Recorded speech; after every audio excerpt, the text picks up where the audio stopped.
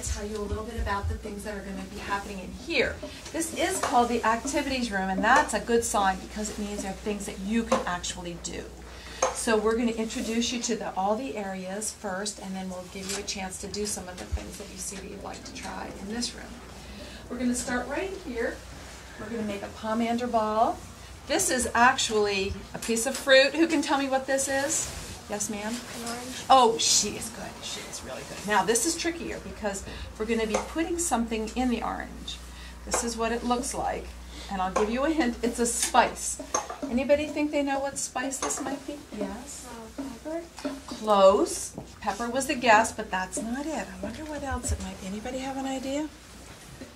Yes? Do you have a guess? I see it. It's brown. It's a little pointy end. I don't know. Okay. Yes, a guess? Paprika, cloves. Now this is called a clove. And we're going to be putting these cloves in here. And what we're doing is we're actually going to be decorating this orange with the cloves. And then it becomes, when it goes back to your classroom, it becomes an air freshener. The combination of the smell of the orange plus the clove gives a really nice smell. So we'll let your teacher hang it up in an area of the room to make it smell real good. Okay, so we need everyone to put a few cloves in here. This is for up at this end of the room. Now let's go back over here to this table. This is our weaving table. Now I'm sure some of you are familiar with yarn because your moms probably knit or crochet or something like that. This is where we can show you some things that can be done with yarn, but first I wanted to show you where the yarn came from. Does anyone know what animal gives us wool? Yes, in the back corner there. In the back, right there. Yes. The guess is, what animal does the wool come from? I meant lamb. Lambs, sheep, right, exactly. This comes from the sheep. They take the wool off of the sheep, they shear the sheep, and then the wool is spun into yarn. So this is some yarn here on a spindle, and it shows a little bit of how it would be spun, and it's sort of woven together, twisted together. Then it becomes yarn.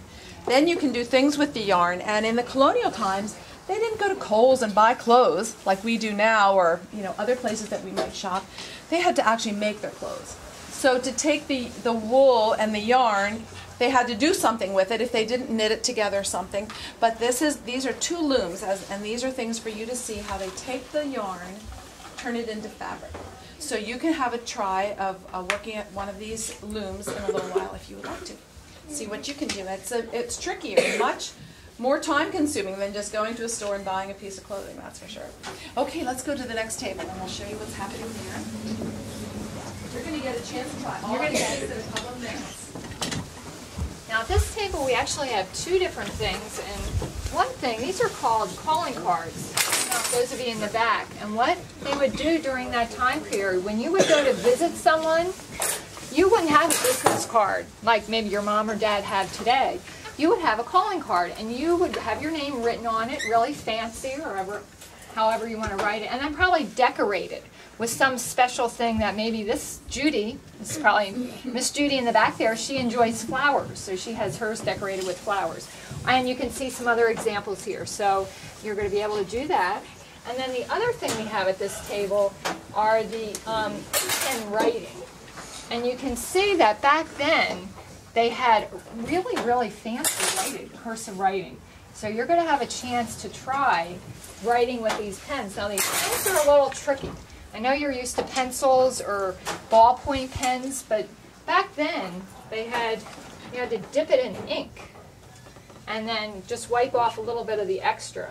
And then you can, we were just practicing now, it's just, you have to get the right amount of ink on. Sometimes it gets really globby, so you might want to just tap off a little bit of the ink and then you can try writing your name or something with this pen. So these are two fun things that you'll be able to try at this table. Okay? And then we're going to move on to the Let's go back to the corner here.